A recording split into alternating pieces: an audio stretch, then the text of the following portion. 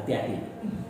Setiap orang dengan sengaja dan tanpa hak atau melawan hukum melakukan manipulasi, penciptaan, perubahan, penghilangan, perusakan informasi elektronik atau agar informasi elektronik atau dokumen elektronik tersebut dianggap seolah-olah data otentik. Namanya motak-motik video, motongi video, terus memontase video, memontase foto. Kayak gini nih, ini contohnya. Nih, ini Tribun Mandiri. Akun penyebar foto Ahok dicium dua wanita cantik di penjara. Tantangan masyarakat buktikan kepalsuannya. Ini jelas foto rekayasa. Ini lah, Ahok dikeroyok 3 foto dicium. Ini jelas orang lain nih kepalanya diganti. Tapi dimuat oleh Tribun Manado hanya berdasarkan dikutip dari grup Facebook bernama Forum Anti Fitnah. Kan celaka, Pak. Menyebarkan foto hoax ini kan jelas-jelas rekayasa. Lah banyak video-video rekayasa juga, ya. Atau kita kemudian menyambung-nyambung sebuah video supaya kelihatan ceritanya beda, kena Pak.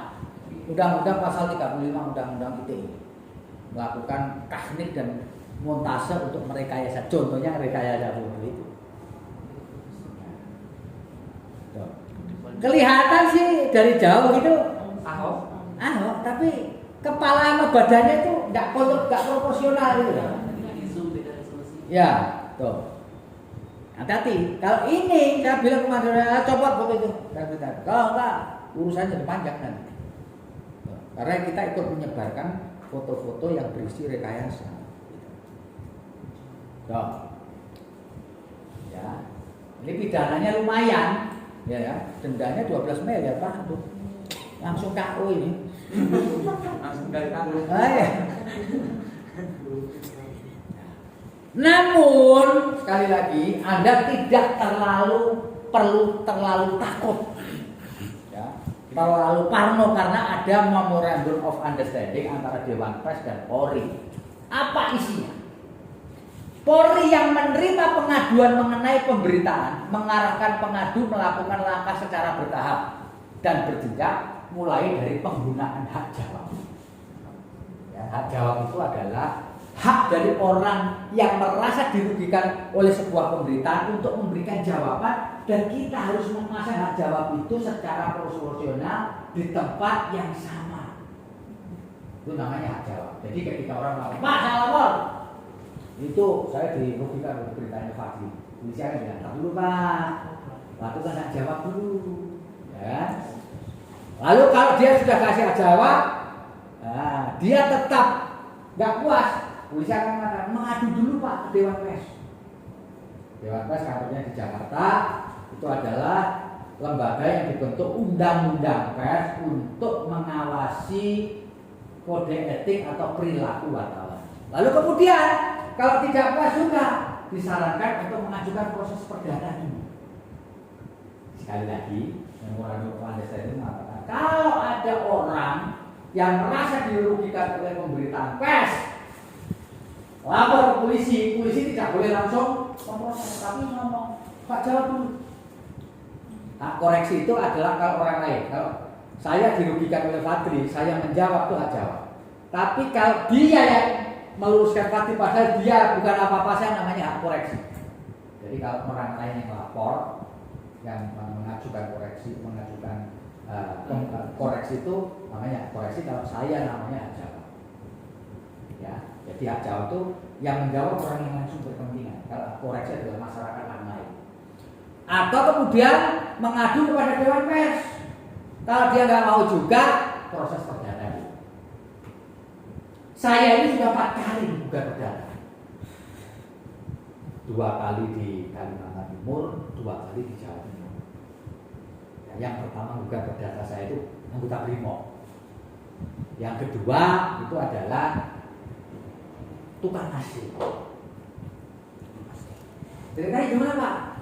Jadi kalau di Kalimantan Timur ini buat perdata gara-gara reporter saya ini memberitakan seorang anggota Brimob menghamili seorang perempuan, lalu tidak bertanggung jawab. Perempuan itu lapor ke Brimob, lalu dia disidang kode etik. Hasil sidang kode etik dia dipecat tanpa hormat. Itu kan sudah jelas. Diberitakan, nggak terima dia. diberitakan, gitu kan? Ya kan? Bukan dia. Ya sudah sidang berbulan-bulan ditolak. Karena apa? Ya, karena tidak ada dasar beritanya itu benar. Yang kedua ini agak celaka ini agak celaka. Jadi yang kedua di Samarinda itu ada pengusaha kehilangan duit 100 juta di ruang kerjanya. Nah, sebelum kehilangan uang, dia memanggil tukang AC untuk memperbaiki AC di ruang kerjanya. Dia lapor ke polisi, lalu polisi menjemput 2 tukang AC ini ke rumahnya menggunakan mobil patroli. Wartawan saya di Samarinda ngerti, oh ditangkap berarti tersangkanya adalah 2 orang AC. Tanpa konfirmasi kepada penyidik pun tulis 2 orang tukang AC ditangkap polisi sebagai tersangka kasus pencurian duit 100 juta. Mati lah. Apalagi belakangan uang itu ketemu. Kenapa? Dia lupa naruhnya. Larunya itu dia seingatnya di laci kantor ternyata disimpan di lemari tempat tidurnya. Dia apa sih? Wah, usaha AC-nya itu ngamuk udah gugat perdata ke kita.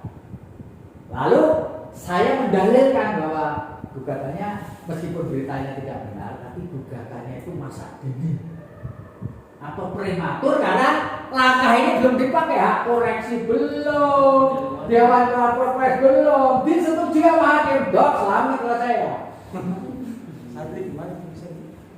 Oh. Belum pernah. Berdua. Karena proses sebelumnya tidak dilalui, harusnya kirim, nggak jawab dulu, ngadu ke dewan pers dulu.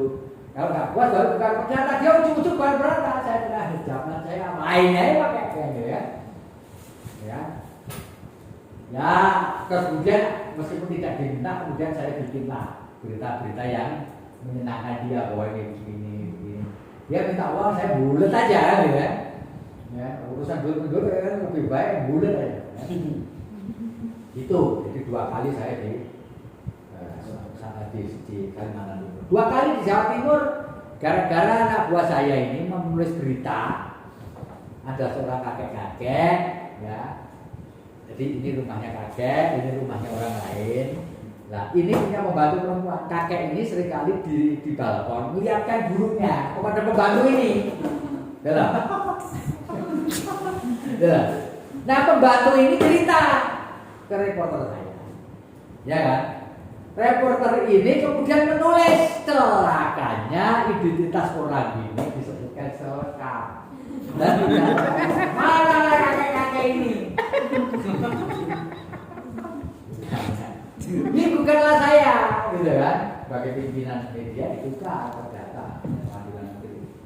Ya kan? Jawaban saya sama. Belum di sini. Sampai terlalu prematur, belum apa-apa. Ya tapi saya sudah terlanjur malu ya. Terus saya tanya ya, di luar, memang sampai memperlihatkan. Iya. Bukan saya. Karena benar tahu kan. Nah, ya sudah akhirnya dia setelah kalah tidak banding lagi. Orang kaya masih nunjukin pembantu, pergilah sama ke hotel, tunjukin burungnya sama pintu, cekitin. Nah, terus berikutnya. Apabila langkah-langkah itu tidak memberi solusi dan pihak pengadu ingin menempuh proses pidana, pengadu diminta mengisi formulir pernyataan di atas kertas proyek berisi permintaan agar prosesnya sengketa diproses secara hukum pidana. Jadi setelah nanti sudah tidak puas juga proses perdata, dia tetap ngotot, maka diminta untuk mengisi pernyataan. Apa cukup? Ada proses yang rada bulat lagi. Polisi baru menyidik setelah menerima. Jadi setelah udah saya pokoknya laporan pidana, saya sudah menempuh jalan nggak puas ya pidana. Tidak ujuk-ujuk dia langsung melakukan penyidikan. Dia tanya dulu ke Dewan Pers. Dewan Pers ini masalah ini terkait dengan kode etik atau bukan? Karena ada perbuatan-perbuatan wartawan yang tidak masuk kategori kode etik. Nyolong sandal di masjid itu tidak ada hubungan sama kode etik. Nyolong sepeda motor temennya itu bukan terkait dengan kode etik. Ya, pijat nggak bayar, bukan kode etik. Itu urusan pribadi. Ya, ya kan? Jadi sebelum polisi memeriksa, maka tanya Pak Dewan Pers, ini masalahnya menyangkut kode etik atau bukan? Kalau Dewan Pers mengatakan bukan, sikat sama polisi. Contohnya adalah tabloid obor rakyat ketika terjadi pemilu tahun 2014, bukan pemilu, pilpres. Obor rakyat ini isinya tuh menyerang Jokowi, pakai Pinocchio lah, orang Cina lah, PKI lah, gitu kan? Dilaporkan ke Dewan Pers, ke polisi, polisi tanya ke Dewan Pers. Lalu kemudian Dewan Pers itu meneliti apakah obor rakyat ini termasuk produk pers atau bukan, memenuhi syarat sebagai perusahaan pers atau bukan.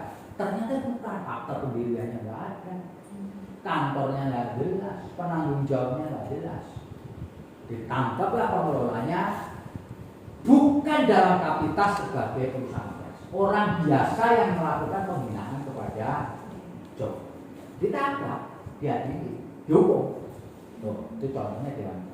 Lalu apabila pengaduan terkait pelanggaran kode etik, Dewan Pers melakukan tahapan kode etik. Kalau Dewan Pers oh ini soal kode etik, Pak polisi jangan periksa dulu, saya dulu yang periksa. Ya. Dewan Pers membantu kalau itu kemudian dianggap ragu-ragu, maka Dewan Pers akan mengeluarkan surat bahwa ini adalah persoalan kode etik yang harus diselesaikan lewat Dewan Pers. Ya. Kemudian Dewan Pers memberikan keterangan yang terus. Apakah Tribun pernah dilaporkan terkait ini lalu kemudian Dewan Pers menyatakan bahwa ini tidak pernah, barusan di Bangka Belitung tahun lalu. Jadi Bangka Pos ini, orang kita yang ada di Bangka itu dilaporkan karena dianggap mengadu domba antara Sekprov dengan gubernur. Namun sebenarnya berita itu sudah di take down 4 jam setelah tayang. Lalu kemudian polisi menyarankan orang nggak mau, pokoknya saya harus pidana orang ini. Lalu kemudian polisi mengirimkan berkas ini ke Dewan Pers dan Dewan Pers menyatakan ini adalah persoalan kode etik. Maka polisi tidak bisa melanjutkan. Akhirnya laporan dicabut karena memang tidak memenuhi syarat sebagai laporan pidana. Ya, itulah mengapa mempidanakan pers dan wartawan itu perlu jalur yang berliku-liku untuk melindungi kebebasan. Jadi Anda jangan terlalu takut-takut. Pertanyaannya, Pak, kalau kami dilaporkan pidana, apakah kami menghadapi sendiri? Tidak. Tidak. Perusahaan yang akan menghadapi dalam ini adalah pimpinan. Seperti yang saya katakan, anak buah saya yang maju saya kalau pidana. Tapi kalau dia jadi saksi, silakan maju. Tapi kalau dia dilaporkan sebagai tersangka, ya, maka tanggung jawab ini diambil alih oleh perusahaan. Karena di Jakarta itu punya divisi legal. Orangnya punya duit terbanyak divisi legal di Jakarta. Jadi sekali lagi Anda tidak perlu khawatir karena apa? Ada satu proses panjang terkait untuk mempidanakan pekerja pers. Tetapi ini menyangkut kode etik loh ya. Perbuatan pribadi tidak loh ya. Kami tidak usul. Misalkan kamu nyari sondol di masjid itu apa? Ya ikut-ikut. Ya sampai buijet nggak bayar dilaporkan. Nah, kita nggak kayak itu. Karena tidak ada kaitannya dengan tugas kerja seperti itu.